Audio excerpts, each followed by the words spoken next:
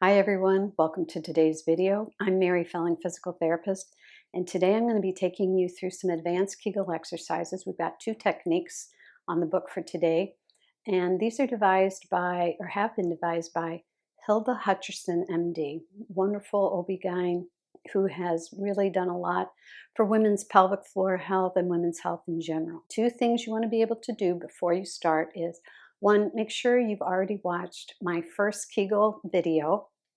In that video, it teaches you how to recognize and feel what your pelvic floor muscles feel like when they're being used, and your pubococcygeal or PC muscle feels like what it's supposed to when you're using it.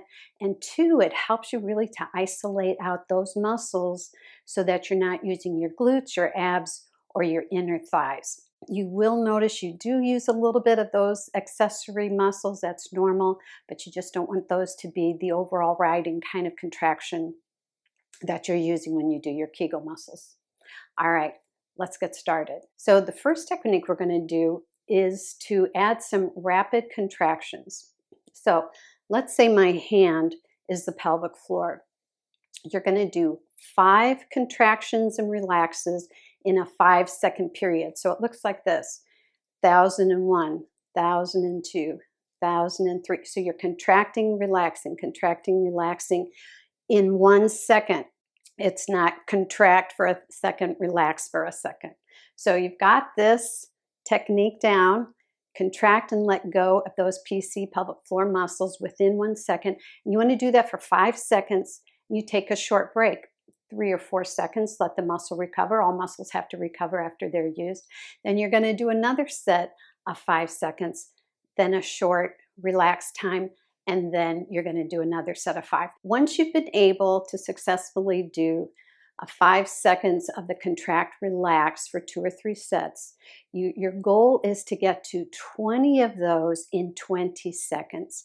And the way you add those additional repetitions is just every other day, maybe every third day, add another second and another contract relax onto it until you get to that 20 seconds. So when you get to that 20 seconds that you're doing daily, what also will happen is you'll notice you'll be able to flutter a little bit, and that fluttering is kind of your goal too. But the first goal is 20 reps in 20 seconds. The fluttering will come with time as you do these more and more every day. All right, so let's get on to the second technique.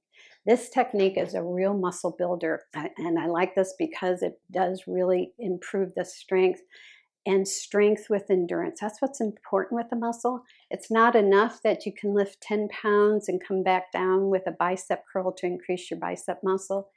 It's that you can do 3 sets of 10. That's the endurance of the muscle. You're going to do a 15-second technique, and it looks like this. So you're going to start by tightening your pelvic floor muscles, contracting those PC muscles, and you hold it for 5 seconds. And at the end of 5 seconds, you squeeze just a little tighter. You should feel this tension when you're squeezing a little tighter. So from second 6, 7, 8, 9, and 10, you've got a tighter contraction than second 1 to 5. And then, yes, one more set of 5. Now you tighten up at the end of 10 seconds for another 5 seconds, even tighter. Hold that to the 15 seconds. If you can. If you can't, you just stop where you can. That's just where you're beginning. And then let go. And then you take a 30-second break. That's a lot of work for those PC pelvic floor muscles to do, especially if they've never done that in your entire lifetime. You're now training them. It takes a little time for them to understand what you want them to do. Then at the end of your 30-second break, you go back and you're going to do another 15-second where you squeeze and tighten for 5 seconds. At the end of 5 seconds, that next 5 seconds, 6 to 10, is a harder squeeze. And you should feel this tension when you're doing it.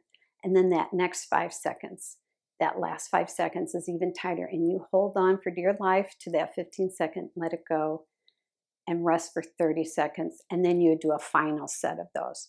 So you're doing 3 sets of hold for 5 seconds, tighter for 5 seconds, tighter for 5 seconds, and relax. And I know I just said we're going to do 3 sets. No, you want to do 5 sets of those. So you can see how this would really increase your endurance of those pelvic floor muscles. These, I would say, just do once a day because it's really asking a lot of these muscles.